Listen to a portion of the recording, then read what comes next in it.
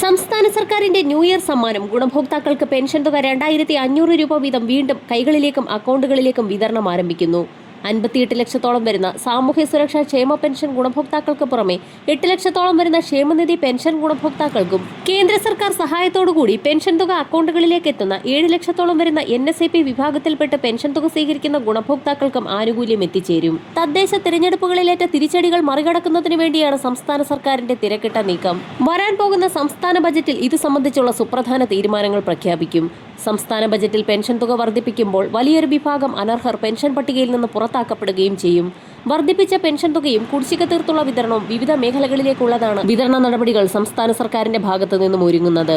കെട്ടിട നിർമ്മാണ മേഖലകളിൽ കാലങ്ങളോളമായി കുടിശ്ശികയായി കിടക്കുന്ന പെൻഷൻ തുകയിൽ നിന്നും 3 ഗഡുവാണ് നിലവിൽ വിതരണം പ്രഖ്യാപിച്ചിരിക്കുന്നത്.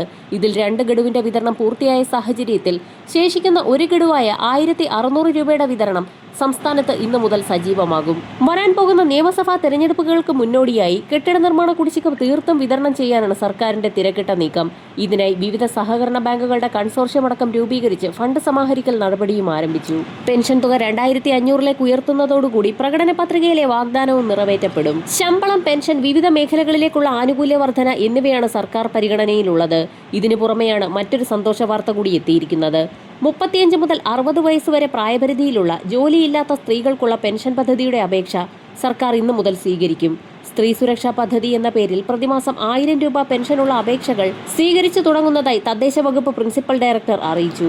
ksmart.lsgkerala.gov.in എന്ന വെബ്സൈറ്റ് മുഖേന തദ്ദേശ സ്ഥാപനങ്ങളിലെ സെക്രട്ടറിമാർക്കാണ് അപേക്ഷ നൽകേണ്ടത്.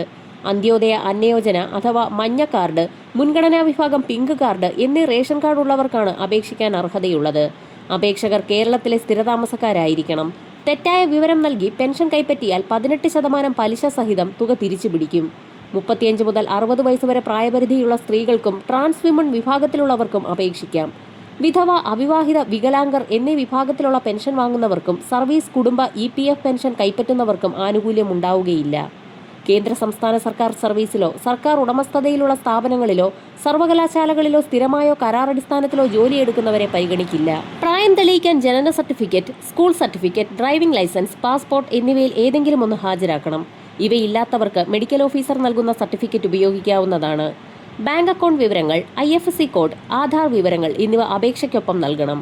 സ്വയം സാക്ഷ്യപ്പെടുത്തിയ സത്യപ്രസ്താവന ഉൾപ്പെടുത്തുകയും വേണം. തെറ്റായ വിവരം നൽകി പെൻഷൻ കൈപ്പറ്റിയാൽ 18% പലിശ സഹിതം തുക തിരിച്ചുപിടിക്കും. ഇക്കാര്യങ്ങൾ ഗുണഭോക്താക്കൾ പ്രത്യേകം ശ്രദ്ധിക്കണം. വരും ദിവസങ്ങളിൽ വിവിധ മേഖലകളിലേക്കുള്ള കൂടുതൽ ആനുകൂല്യങ്ങൾ പ്രഖ്യാപിക്കും. വരും മണിക്കൂറുകളിലെ സർക്കാർ അറിയിപ്പുകൾക്കായി ചാനൽ സബ്സ്ക്രൈബ് ചെയ്യാൻ മറക്കാതിരിക്കുക.